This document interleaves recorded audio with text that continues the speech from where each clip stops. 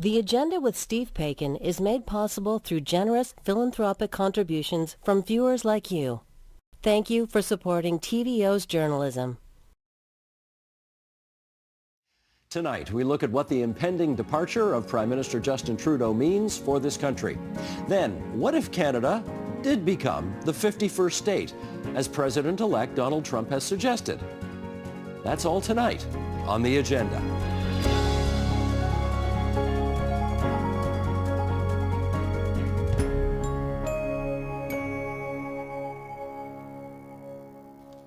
For the father, it was a walk in the snow in February 1984. For the son, it seems it was some skiing on the snow that convinced Justin Trudeau he could not hold out any longer. And in fact, the Prime Minister acknowledged yesterday it was the burgeoning calls from his caucus that ultimately convinced him it was time to go. What is Trudeau's legacy? And does his departure give the Liberals a chance to refresh the brand before the next election? Joining us on that, let's welcome Ontario's 25th Premier, Kathleen Wynne, who now teaches public policy at Victoria University and Trinity College at the University of Toronto. In the nation's capital, Tonda MacCharles, Parliamentary Bureau Chief for the Toronto Star, and Jeffrey Simpson, for more than 3 decades, a national affairs columnist with the Globe and Mail and author of 8 books. And it's great to have you, Premier, back here in our studio. It's great to see you again. And to our friends in Points Beyond, thank you again for joining us tonight on TVO. I want to start with the one of you who has basically had to give that speech before. So you know who I'm talking about here, Kathleen Wynne. The speech that essentially says, I really love this job. I would love to have kept doing it, but it looks like my time's up. How hard is it to give that speech? Extremely. It's extremely hard. When you have loved the work, when you have believed in what you're doing, when you've been part of a team that has been doing that work, it's very, very hard. And, you know, the piece I wrote on the day that Justin Trudeau stepped down was about that he was having a rough day, you know. And we'll talk all about the issues surrounding that, and you know how long it took, and the weakness of the country, and responding to a team that was falling apart, all of that. But in that moment, when he had to sit down, and he talked about it in his speech, he had to sit down with his kids and tell them that he was stepping down. Those are hard human moments, you know, and yeah, my heart went out to him in that moment as a human being. Jeffrey Simpson, let me take the ex-Premier's advice here and ask you whether he should have given that speech 6 months ago. 18 months ago, actually. That far back? Oh, sure. I mean, a couple of historical notes or comparative notes. One is, in a presidential system, there are term limits. So, you know, the Mexican president gets 6, the American president gets 8, the French president, so on. In our system, it's largely dependent upon the party itself. And the parties have extremely weak mechanisms for reviewing their leadership. So you get messy situations like the Conservatives getting rid of John Diefenbaker. That dragged on for a long time. You had, at the end of the Mulroney years, people saying, you know, it's time for you to go. But it's got to come, this internal incoherent pressure builds. And the leader almost always convinces herself or himself that if I just soldier on, if times get better, if the economy improves, if whatever, I can do it again. And it's very hard to look yourself in the mirror. Another point, look at history, okay? Ever since Mackenzie King, Canadians have given their governments about 8 or 9 years if they start with a majority. Sometimes it's 2 majorities, sometimes it's 1 majority and 2 minorities. If Trudeau had stuck around, he was asking the Canadian public to give him a 4th mandate, which has not been done since the time of Sir Wilfrid Laurier and Sir John A. Macdonald. So he was bucking history in a gross way. If he'd left 18 months ago, he would have come out of COVID, which by and large people thought they did quite well. I certainly did. And he could have left with 7.5 years of being prime minister and, you know, not have to deal with the force of history, which, as I just said, means that in the 8th or 9th year of a government, the worst thing a government can face is this notion that it's time for a change. And when time for a change takes hold, you're done. Tonda MacCharles, I want to ask you this. He acknowledged, Justin Trudeau, in his farewell speech, that one of the reasons he was stepping down, I guess the main reason he was stepping down, was because his caucus wanted him to. He didn't say, I want to spend more time with my family. He didn't say, I've essentially achieved everything I got into public life to do. He acknowledged the elephant in that caucus room. And I wonder if that surprised you, because you don't hear that often. No, it didn't surprise me because I think it very much is the reason why he's leaving. I think that up until 3 weeks ago, he was still convinced that he was the best person not only to lead the Liberal Party against Pierre Poilievre in the next election, but that he was the best person to lead the Canadian government into what is a coming battle with the U.S. Trump administration that will hit Canada very hard economically. And I think he believed that up until about 3 weeks ago, when he was trying to move the chairs around so that he could bring Mark Carney into the government as finance minister and allow Freeland some other role. He revealed yesterday, actually, for the first time to us publicly, that he had asked her to stay as deputy prime minister.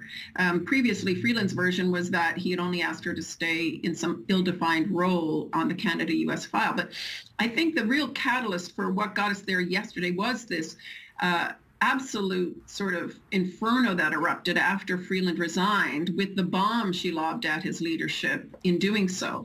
When she said that they were utterly at odds over how to deal with Trump, how to deal with the economy, how to spend public finances. And that, I think, not only was a huge broadside to the government, to him personally, and to his leadership, it brought out of the woodwork caucus colleagues who up until that point had kind of, only a few, if you'll remember, there's only about a dozen or so had actually spoken out up to that point, post the loss in Toronto St. Paul's.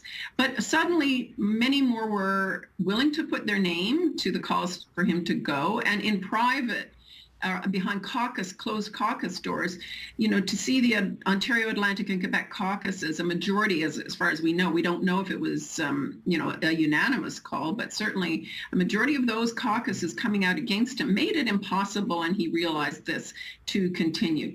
So I don't think he described himself yesterday as a fighter and someone who doesn't back down from a fight. I think that he was willing to keep up those two big fights until that time. Yes, it had been hard. Yes, he successfully, or he thought maybe, quelled the previous caucus dissent after the by-election losses, but I think this was the catalyst that got us there.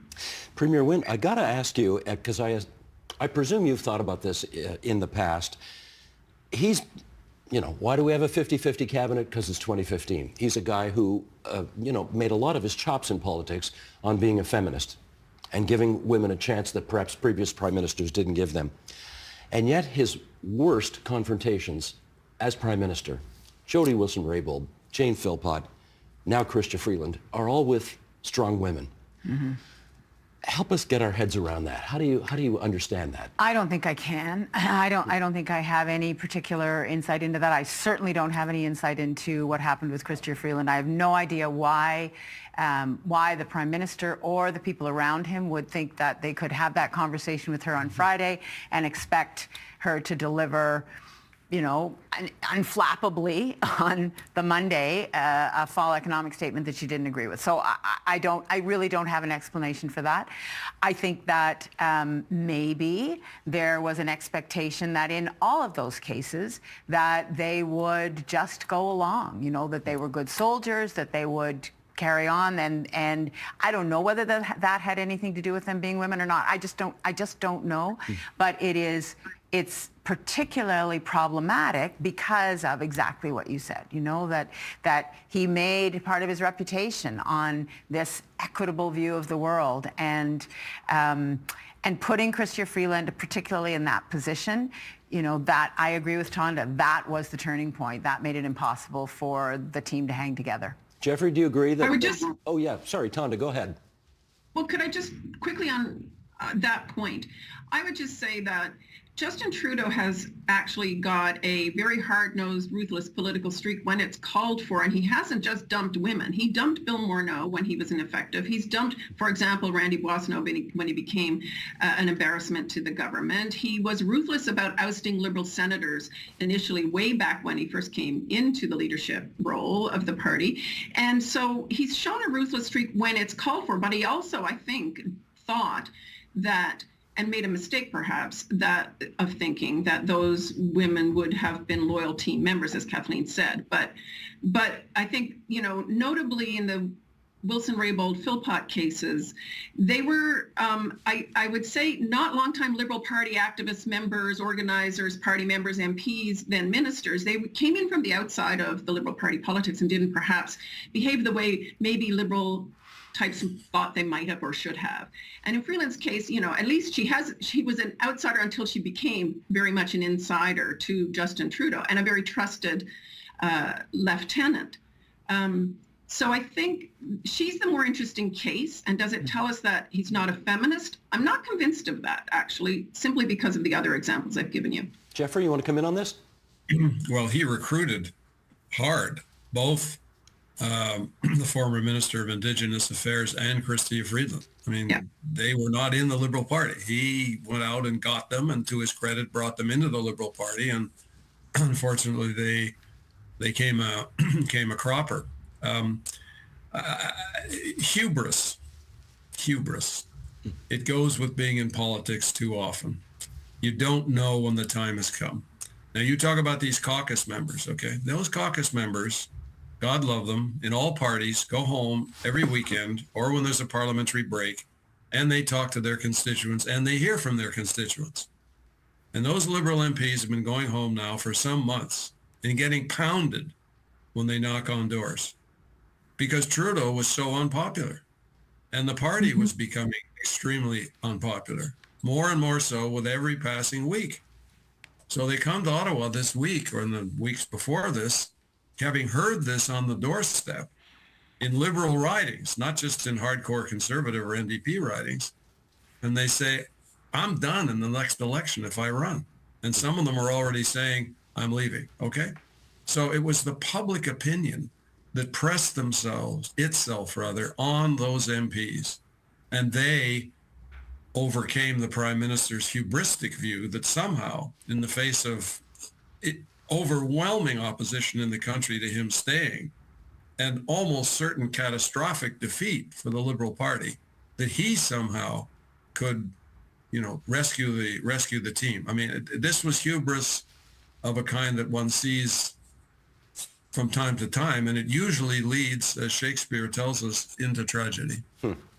I want to do something now that I actually have not seen a lot of coverage of, because so much of the coverage has focused on the Prime Minister overstaying his welcome, frankly, I guess is the way to put it. And that is, he thinks he's got a good story to tell. He thinks he's made some historic achievements during his 9 years in power. And Tonda, I think maybe with the exception of a piece that you wrote the other day, which did go through some of the victories he enjoyed over the years, we should spend a moment here saying we got, as a country, this because Justin Trudeau ran the government for the last 9 years and 2 months. Kathleen Wynne, what's on your list? So on my list is putting in place a child care program that has been talked about for decades. On my list is changing fundamentally the conversation between Indigenous and non-Indigenous people. And we can argue about whether those policies were successful and whether the expectations were met. I would suggest the expectations probably weren't met, but the path to reconciliation or the process of reconciliation has been advanced by the conversations, by the processes and the policies of this government in a way that I think we haven't seen before.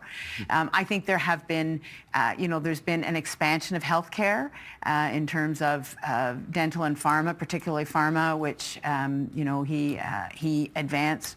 I think that those are significant changes, and those things are going to be, I think, difficult to roll back. You can't, I don't think Pierre Poilievre's going to be able to undo the advances that were made on the Canada Child Benefit, for example. You brought in a farmer care program and Doug Ford canceled it in 10 seconds. He didn't cancel it entirely, though. He modified it. So it's important, you know. He modified it because all those young people in OHIP Plus who would have lost their free pharma those families would have reacted. So he didn't do that. He took it away from the people who didn't have a plan. Anyway, that's a technical detail. But he didn't repeal it. So you're kind of making my point that it's going to be hard for him to do. The Canada Child Benefit that's lifted hundreds of thousands of kids out of poverty. That's a significant, now it was an improvement on what Stephen Harper had done, so Stephen Harper brought it in, but those are significant changes that I think, you know, in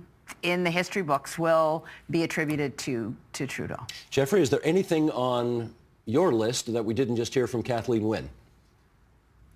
No, I think those social programs are the ones that'll be the ones that he will be most remembered for, and probably thanked that by a lot of people thanked for. So I'm quite prepared to give him credit for that. He was a much more, and I use this word advisedly, a radical leader of the Liberal Party than people I think understand. What do I mean by that? I mean that the genius, and it was a genius, of the Liberal Party pre-Trudeau, including in his father's time, by the way, was to have a party and in Ottawa that was balanced between, let's call them social reformers and people who wanted to make progress in that area, and what you might loosely call business liberals. Okay, Pierre Trudeau had a whole bunch of those people: Donald S. MacDonald, John Turner, Barney Danson, Alistair Gillespie, Ron Bassford, you know, names many people have forgotten, but that was the liberal wing, the business wing. And then he had the spenders, the Jean Marchands and so on and so forth. And that prevailed all through the Chrétien years and the Paul Martin years. This prime minister had a cabinet with, by my count, 2 people with extensive private sector experience and a whole bunch of people who were active on the social files. So that the wing of the Liberal Party that was there, and part of it from the time when it became a very important party back at the beginning of the last century, atrophied. And the result, I think, and this will be controversial, is that they were pursuing a series of policies, not necessarily those, but identity politics. They're very in vogue in the English Canadian universities and cultural world these days, but which have very little resonance with the ordinary people. What the great Keith Davey, the great Liberal organizer of the Pierre Trudeau period, used to call garden variety Canadians. They looked at these policies, including gender and indigeneity, and they said, well, where am I in this? Like, we just saw this in the United States in a very extreme way. Let me get Tonda McCharles to weigh in on whether you think anything ought to be added to the list of accomplishments that we've heard so far. Well, I would I would agree with everything Kathleen said. I would add perhaps a couple of things. Pensions are on public pensions are on a more solid footing. And I guess even while the carbon tax has become a point of friction across the board now, and while I expect we'll see a lot of Liberal leadership contenders distance themselves from the planned increases to the consumer carbon price, I think that the Liberal government has made a significant advancement in, I guess, making it table stakes for any party vying to become government to have a plan to deal with the environment. And here's why I say that, because the industrial emitters, the heavy polluting industries, do have a carbon price under this government that I have not heard one Conservative say should be ditched. And I expect that will have a lasting impact. It has staying power. And so let's put that on the positive side of the ledger. And to a certain extent, while this government never met 2% of the GDP target for defense spending, it has significantly increased defense spending in raw numbers. So I think, you know, to expect that any Conservative government will come in and start, you know, dialing back those 2 aspects, defense spending and an industrial heavy polluting, heavy emitters sector, I don't think we should expect to see that. Now, on the negative side of the ledger, you know, while Trudeau put forward a open borders, Canada's a welcoming country to immigrants, brought in the Syrian refugees when he first got into power, they have stumbled badly on immigration levels, and they have lost, they've lost the room on increasing numbers of temporary residents. So they've tried to dial that back. Immigration numbers and population growth didn't keep up pace with housing infrastructure and the ability to absorb that number of immigrants. So that's a negative side of the ledger. And I think that's a pretty significant factor in their downfall, and I think in public opinion. And I think going forward, it's going to play a big role in both our political debate and policies going forward. So, yeah, and I think Kathleen's list is a pretty good list, and I'd just add those two. Good. Less than 5 minutes to go here. I do want to put one thing to you, Kathleen Wynne, which I was kind of surprised when Mr. Trudeau made this revelation, I think, yesterday, when he said, the one regret I have is that I didn't get electoral reform through. He wanted to go to a more, ranked ballot system. He was insistent in his first term that first past the post. We were never going to have another election like that ever again. And he didn't do that one, and he let a lot of people for whom electoral reform is a big deal, he let a lot of them down. Could he, in hindsight, have just pushed through a system that he preferred? Yeah, so I heard that as a bit of revisionist history, actually. I don't actually understand why, if he had really wanted to do that, he couldn't have. At the time, I remember thinking, well, why the heck don't you do a referendum the way we did in Ontario? We'd laid the groundwork. There'd been one in BC. So resurrect that process. So I didn't actually take that at face value. I think it's something that maybe he regrets now. Well, he said he didn't have a second party in the House of Commons who would have backed it, and he didn't feel he could go unilaterally. Yeah, but I don't think there was enough time taken to try to build any kind of consensus. That all happened very quickly after he was elected, and I remember at the time thinking, oh, okay, this is going to come back to bite you, and I think it did. So I just didn't take it at face value. I think there was a revision there. Okay. Remember, sorry, Steve. Yes, Jeff, go ahead. I was just saying, remember, there was no proposal put forward. It was that we were going to change the electoral system in a way that nobody knew. And there had been referendums on changing the electoral system. As Kathleen Wynne just noted, in British Columbia, it lost. And in Ontario, it lost. And Quebec was thinking about it, and then the government pulled back. So the experience in Canada at the provincial level had not been propitious for the federal government to succeed in a national effort, especially when they didn't have a particular proposal to put before the people. What they could have done was create a group of people, come up with a plan, put it before the country, and see what the country thinks. But the status quo in this country has always prevailed when put up against ideas for change. Okay, minute and a half to go here, and I'm going to ask Tonda. You kept an eye on this guy, obviously, for probably more than everybody else here, because that's your job. What's the number one big takeaway, lesson learned from this first minister that whoever replaces him, regardless of what party it is, needs to understand? I mean, that's a really tough question. I would say two things. There's a lesson to be learned about how Brian Mulroney managed his caucus, and many prime ministers say they learned it, but I don't think anyone learned it as well as he did, and he kept his caucus behind him to the very end until he plummeted in the polls and had to do his own walk. Justin Trudeau paid lip service to some of that. So caucus management is very important, not just to keeping, your enemies and your friends close, but to keeping an eye on the electorate and how responsive a government has to be. So if the knock against Trudeau is that he didn't listen to Canadians when they weren't able to, make their household budgets work, and they were feeling the pressure at the gas tanks and in the grocery store, and when they went for their mortgages or tried to pay rent. Those are real concerns that, like Jeffrey said, caucus members heard, but at some point, you have to hear it not just from, through the eyes of the opposition lens. If your own people are telling you, and as we understand, his caucus has been pressing that issue. Justin Trudeau did a carve out for Atlantic heating oil, which became sort of a death knell for them because it undermined one of their key policies, the carbon pricing. But the caucus there was another way to go at that to address affordability concerns. The caucus had been pressing for it.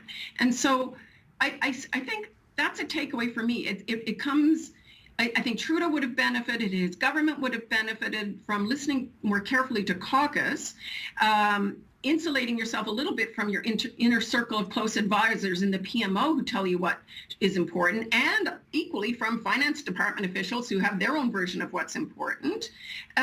It's a closer connection to the street, if you will, and to your constituency, and I think to policy making and decision making. So I would say that's the takeaway from me, that any future party leader, Pierre Poilievre included, has to kind of pay attention to. You know, caucus is not just, I mean, sure, there's a lot of people we never remember the names of, but there are a lot of people doing a lot of hard work and merit listening to. The care and feeding of caucus, as they used to call it in Mr. Mulrooney's days. I want to thank Tana McCharles from the Toronto Star. But Tana McCharles from the Toronto Star, Jeffrey Simpson, so many years at the Globe and Mail, Kathleen Wynne, 25th Premier of Ontario. Kathleen and Jeffrey, I'm going to ask you to hang around. We got one more segment for you. Thanks so much to everybody. Appreciate it. Thanks all. Thank you, Steve. Thanks, Steve.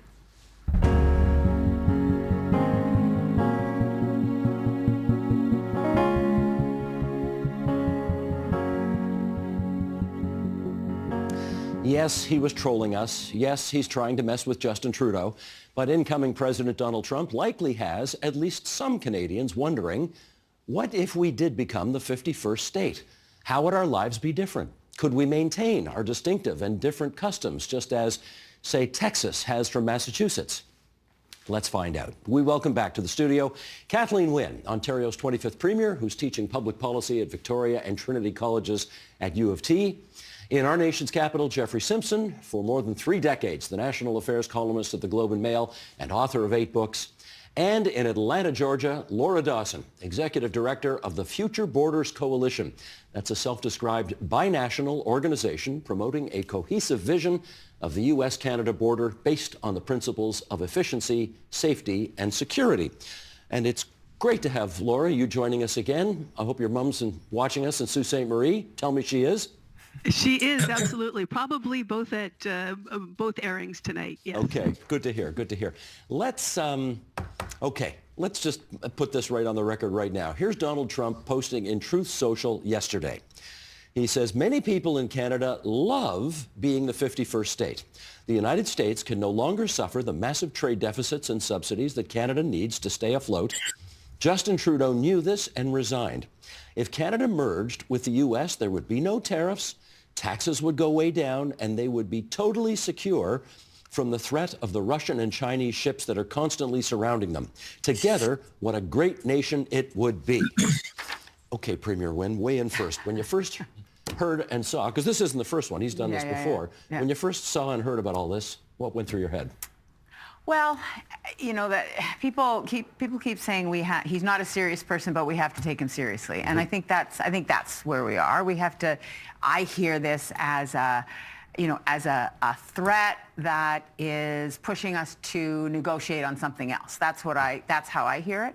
But I was talking to my students yesterday. I had my first class of my 4th year seminar this week, and we were talking about publicly funded education and publicly funded healthcare, and how we would hold those things, how we would maintain and sustain those things in any kind of configuration of us being part of the United States. I mean, first of all, it's ridiculous. We're huge. There are 13 of us, territories and provinces. And so one state, how does that even work? There's so many logistical questions. But for me, the essence of it is we have very important policy differences with the United States, with any of the states. And so I would worry about those things that I hold dear as a Canadian.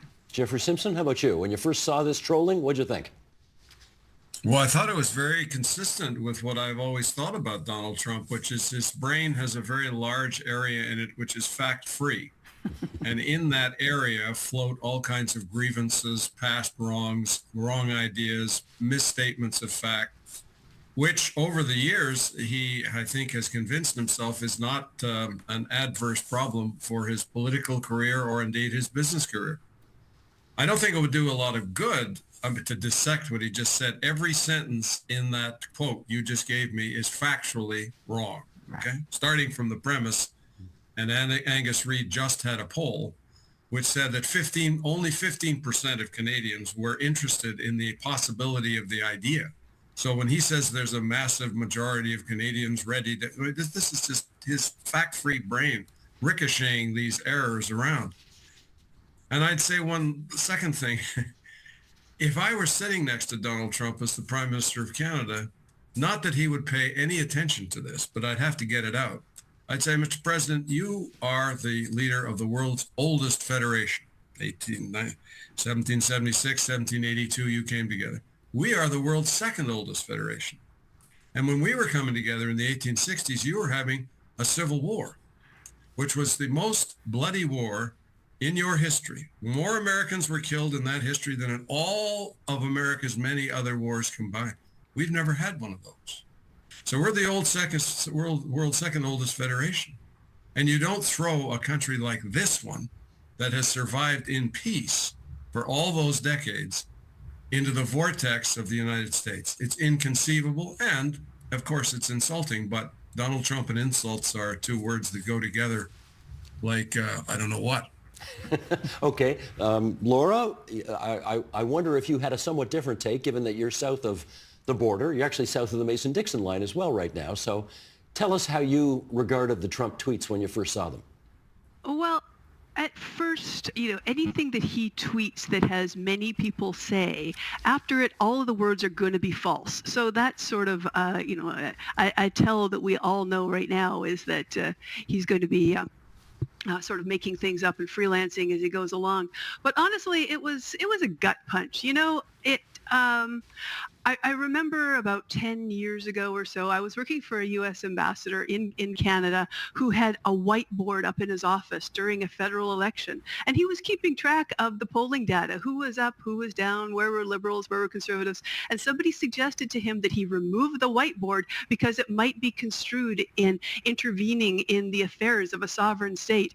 Now we have this guy who's just kind of blowing up everything that we feel and know about identity and Canadian culture and Canadian sovereignty, and not giving it a second thought. I mean, how naive we were, or how far we've come in the last 10 or 12 years. So, I take it as with a grain of salt. It is just Donald Trump, but at the same time, it is a gut punch, and it makes me furious. There's been a good debate in this country about how we either have been or should be responding to this. So, Premier, when you saw that the first thing that the current Prime Minister did was take a bunch of folks down to Mar-a-Lago and have a meeting, but he hasn't smacked him back, what do you think should be done? Well, I think there are people who are smacking back. Premier Ford is standing up and smacking back. I think there can be a good cop, bad cop kind of routine here. I think that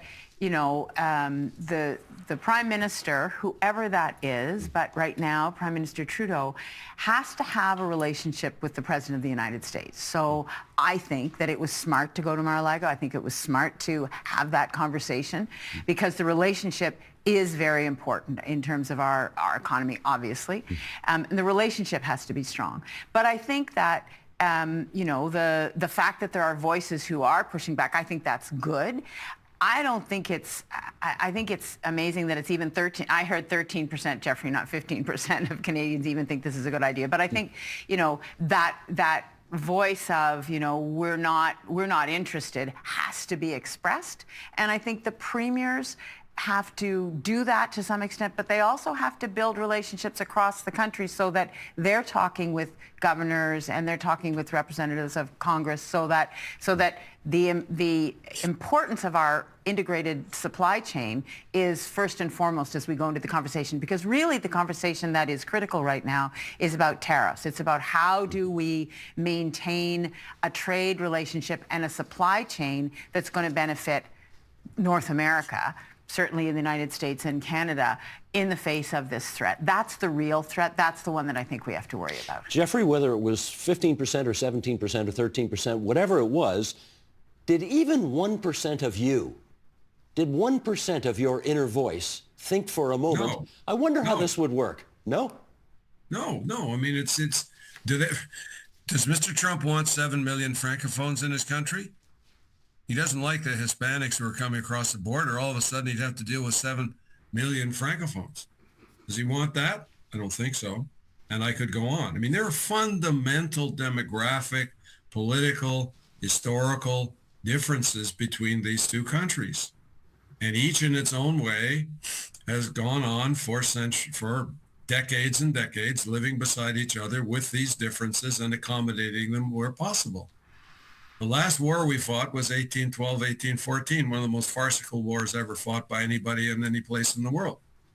So, I mean, it's just nonsensical. I mean, we're having this discussion, but it is not a serious discussion in this country and will not be, no matter how many times Donald Trump trolls or tweets or whatever.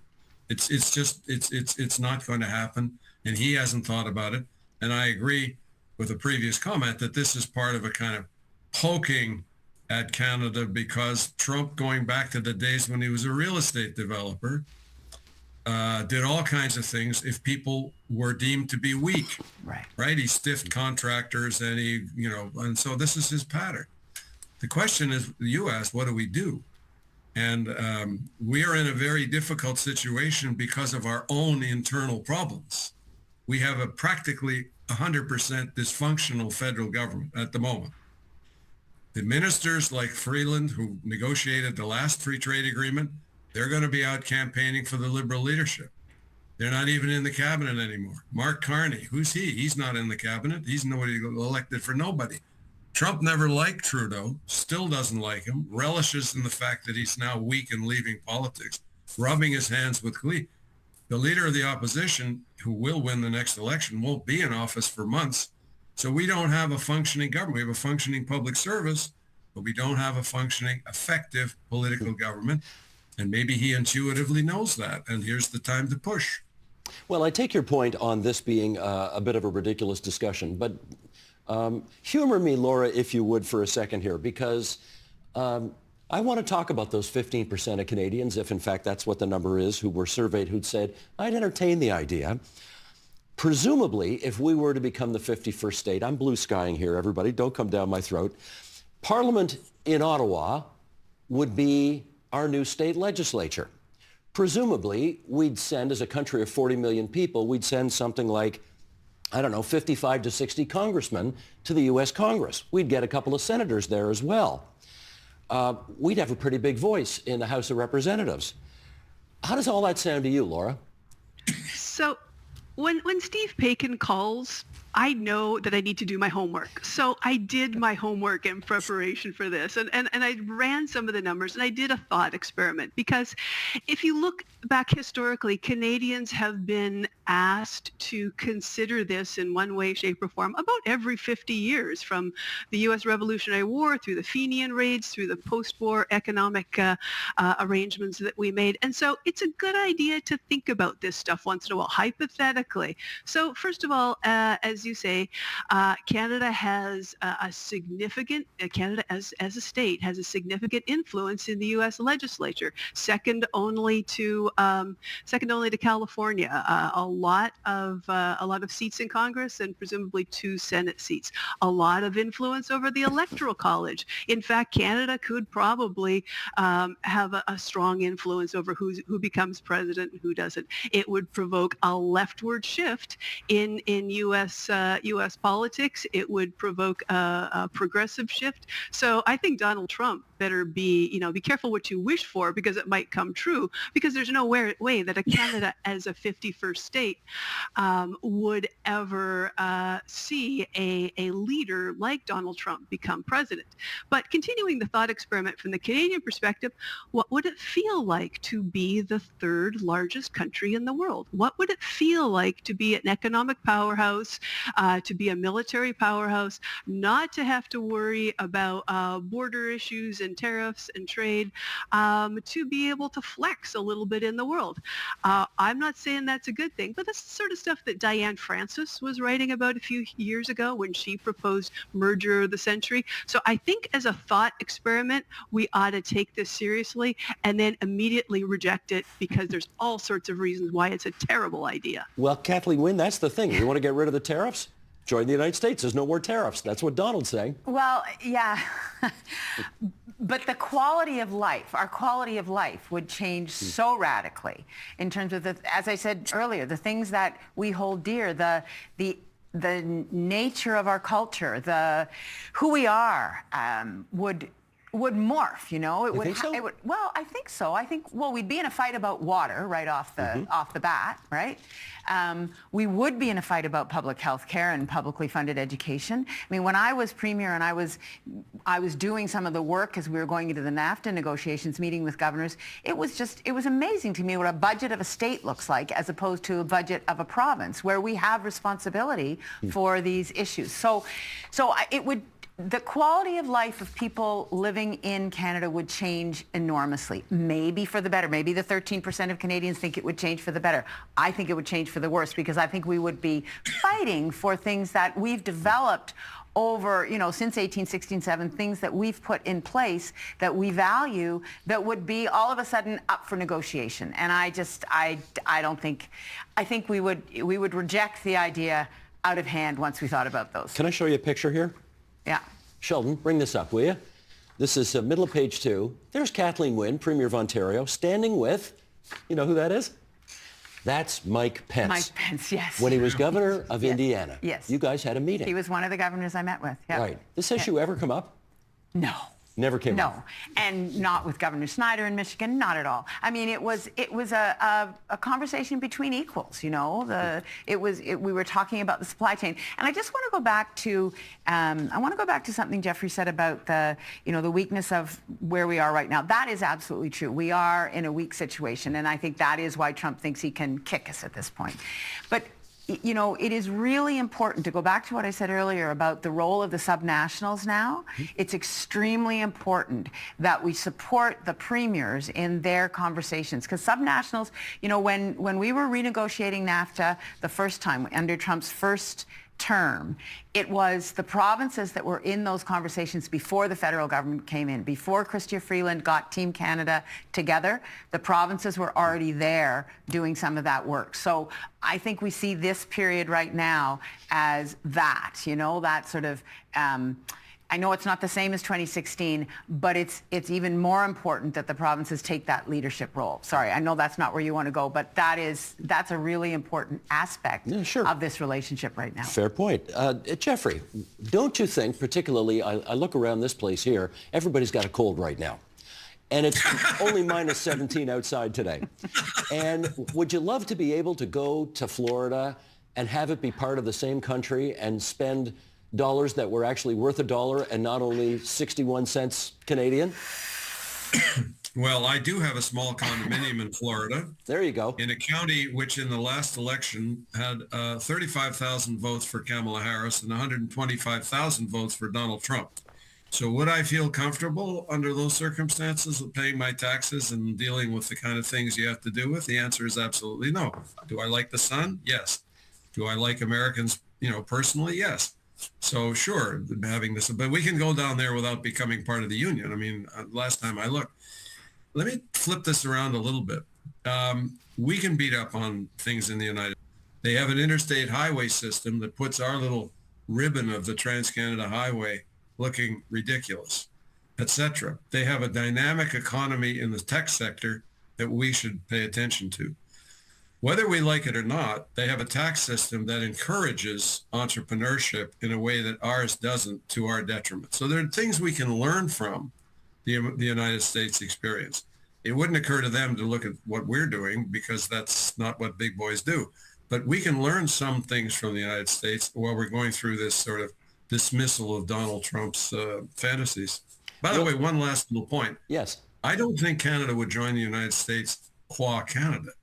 I don't think Alberta would allow itself to be sitting there with, representatives from Canada in the Senate, they would want their own representatives. And Ontario would, flex its muscles and say, we don't want to be in there with Prince Edward Island, for God's sakes. So you'd have more than one Canadian group.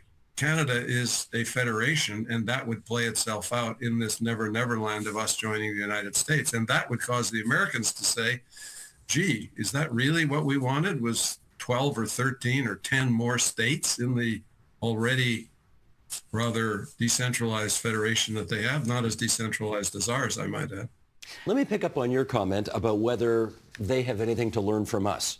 And I'm going to ask our director, Sheldon Osmond, to bring these numbers up. We're on the bottom of page 3 here, Sheldon, as we look at us versus them. And this speaks to what Kathleen Wynne was speaking about a moment ago, if you check out these areas that we want to compare. Canada versus the United States. Infant mortality per 1,000 live births. Canada is 4 and they're 5, so we're healthier in that regard. Our life expectancy, 82 years, theirs only 79.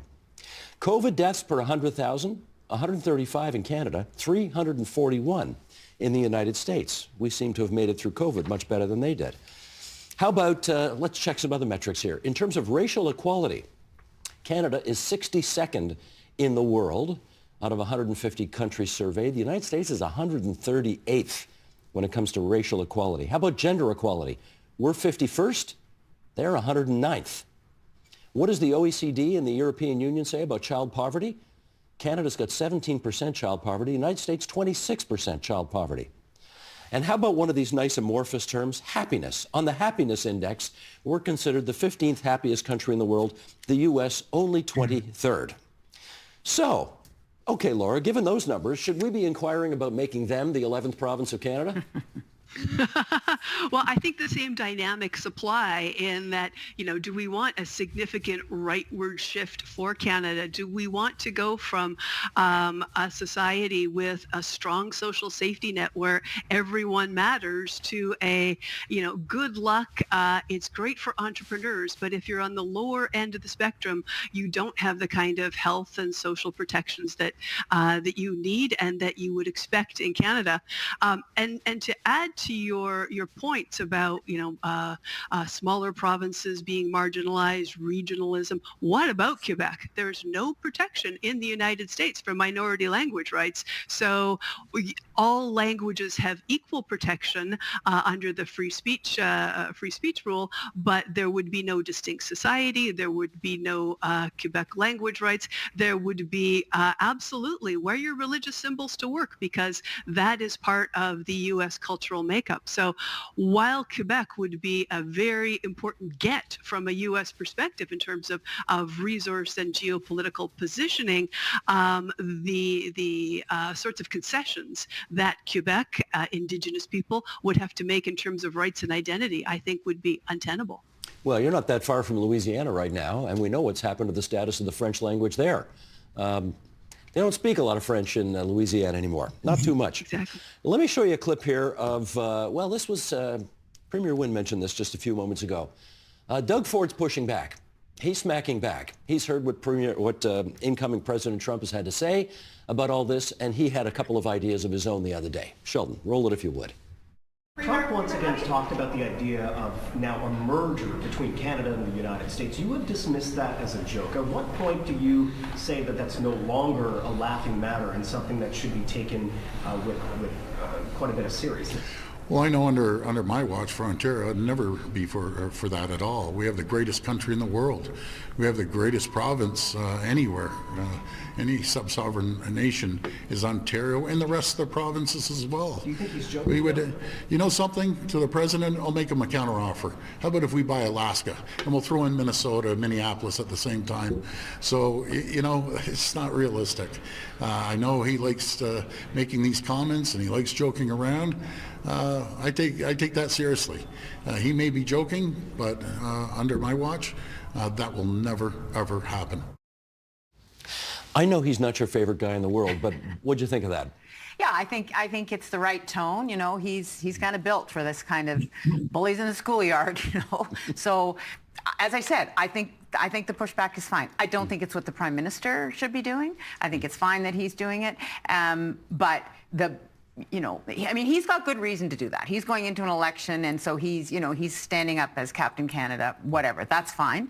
The moment calls for that, but it's not serious. The Prime Minister has to take a different tone, and I think that's what we have to. That's where we have to have the serious discussion is nation to nation. Jeffrey, would you like to see more of that from Doug Ford? I don't want to pop the balloon on TV Ontario. I'm sorry. You won't ever invite me again. But the voice of the Premier of Ontario, whoever she or he may be in the Republic to our south, is a very, very, very tiny, tiny noise, right? So it plays well in Ontario, and so far as it's recorded elsewhere in the country, it plays well. Very, very little resonance in the United States. I'm sorry. Nobody's going to shake in their boots because of what any Premier of Ontario has to say. Perhaps a border state, Michigan or New York, but in Arizona and Kansas, zero. Now, that well, having can I been jump said, in there for a second, Jeffrey? Let me push back Sure. only a little bit to say he was on CNN. Those comments got him on CNN. Those comments got him on Fox News. Maybe there's a little more going on there than you give him credit for? Yeah, so a hit on Fox News and a hit on CNN. I mean, fine, but that's a hit. It's going to last 5 minutes and we pass on to something else. But I don't want to be dismissive here. Given the chaos in Ottawa, given the fact that there's going to be a quasi-vacuum in Ottawa, nature abhors a vacuum, especially in a crisis. So you're going to need the premiers to get together and produce ideas. And here's some ideas which are counterintuitive, okay? Rather than doing a piecemeal response to what Trump has identified is his concern, which is this immigration and fentanyl question. This is an interesting debate because although he mentions this Canadian trade surplus with the United States, he's really said, we want you to fix the border with regard to fentanyl and illegal immigrants. Now, that's in our interest to be done, okay? So what we should be doing, in my view, is going to the United States with constructive, positive ideas about how together we can work on those two problems, which are in our interest as well as theirs. And I end by saying, when we had this dispute some time ago, you may remember that the estimable John Manley and Governor Ridge in the United States got together and worked out common border problems and solutions. And that's what we should be doing now, rather than responding in a piecemeal way, saying we're going to spend X amount on drones and Y amount on this. Sit down with the Americans saying the president has identified issues which are relevant to us, not the tariffs, that's a whole other issue, but the border issue we should be working on together with constructive ideas coming from our government, except for the fact that we barely have a government. Laura, can I get you on that? Absolutely. I'm going to push back against Jeffrey about the impact of Canadian provinces in the United States. As somebody who worked in Washington advocating on behalf of Canada for several years, that's where the sizzle happens, but it's not where the steak happens. And Canada will never be interesting in Washington when there are huge geopolitical things happening, when there are very powerful lobbyists at work. But Canadian provinces in particular can be very effective at the regional level, and the regional level is where congressional legislators live and breathe. So you get to them there and get them to deliver the mail for you back inside the Beltway. Working inside the Beltway has only limited utility. Our embassy does a good job, but I think that premiers are incredibly important. And also a lot of the areas that we're worried about now and where we have opportunities in the resource sector, in supply chains, in infrastructure, these are things that premiers can very productively advance. What I'm concerned about is there's no center now to bringing premiers together, bringing industry together. So I'm having a series of meetings with my members and industry associations saying, okay, guys, how do we DIY this? How do we get our interests advanced? How do we form a larger coalition in the absence of a hub at the center? And I agree with Jeffrey. I mean, the Security and Prosperity Partnership that we saw after 9/11, it's definitely time for a review, a rethink, a reboot of that. But it needs to be a Canada-developed initiative, not just what Donald Trump thinks we respond, but here's what we need, and here's what's going to pull us into the next decade. Kathleen Wynne. I just want to reinforce what Laura was saying. When New York State was going to was going into their sort of New York first, America first policies in place, we had people on the ground in Albany talking to legislators. We meaning who? We meaning Ontario. Ontario had, our representative from Washington was in Albany talking to legislators about a carve-out for us, for Canada. So how did that go? It went very well. We managed in that instance to not suffer from those policies. So I think what Laura's saying is really important. Yes, we need a coordinated approach. Jeffrey was talking about that. So there is the Council of the Federation. The premiers do talk to one another on a regular basis, and they can do that more. And it's on the ground. When I was talking with Rick Snyder of Michigan about the bridge and about the auto sector, those were important conversations. And then those conversations got to the president's ears. Not through me, but through through other Republican legislators. Let me just follow up on something Laura put on the table, and I'll sort of fact check it with you if you like. When you went to have a meeting with a border state governor, did you check in with the Prime Minister first and say, I've got this access, I want to make sure I'm on the same page with you? What do you want me to say here? Well, our staff were talking to each other. The bureaucracies were talking to each other, but it wasn't as coordinated as, the Prime Minister's going to say this and we're going to say this. It was much more, we're on the same page, we're checking in with each other, but we weren't singing, we weren't singing from a script. We had our own messages, but yes, there was coordination for sure. And as the effort ramped up, there was more and more coordination. Gotcha. With 30 seconds to go in this discussion, I want to go back to Jeffrey Simpson for a last word and see if I can get him, when he's down in this place in Florida, to even consider 1% of his spirit on whether or not he'd like to be an American using greenbacks down there. No. I'm not going to give you a longer answer than that. The answer is no. Where we can learn from the Americans, I just went to the World Hockey Tournament here, the juniors. Oh, yes. They won. We finished fifth. We thought this was our sport, that we were the best. 2 times in a row, we're fifth. We need new people in Hockey Canada, and we need to learn from the Americans about how they're doing it because they're kicking our butt. Now, I must confess, I did not see this conversation ending up there, but it's not a bad point. You and I have talked hockey for many years, haven't we? And we shall again. 300 million of them, that's the problem. Well, that's it. They're 10 times bigger than us. Thanks a lot for this. Laura Dawson, Jeffrey Simpson, Kathleen Wynne. It was great to have all of you on TVO tonight. Many thanks. Thanks. Thank you. Thank you. Thanks. And that is the agenda for Tuesday, January 7th, 2025. Tomorrow on the program, why and when should governments be consulting the public? We should get you back for that one. We'll look into that here. I'm Steve Paikin. Thanks for watching TVO, for joining us online at tvo.org, and we'll see you again tomorrow.